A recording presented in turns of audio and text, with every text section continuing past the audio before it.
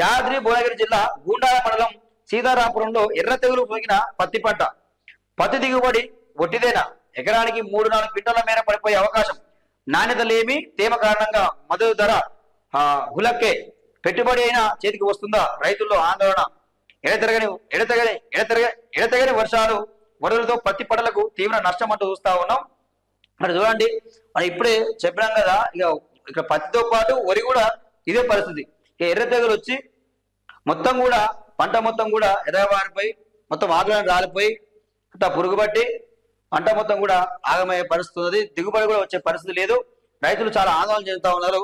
So Revanth సర్కార్ మేము స్పష్టంగా చెప్తా ఉన్నాం, ఈ వర్షాలు పడ్డాయి, ఎక్కడైతే వరి పంటలు కానీ పత్తి పంటలు కానీ ఎక్కడైతే నష్టం జరిగాయో ఆ నష్టాన్ని ప్రభుత్వం రైతులను ఆదుకోవాలా, వాళ్ళకు నష్టపరిహారం కల్పించాలి, లేదా పత్తికి మద్దతు ధరను కల్పించాలి.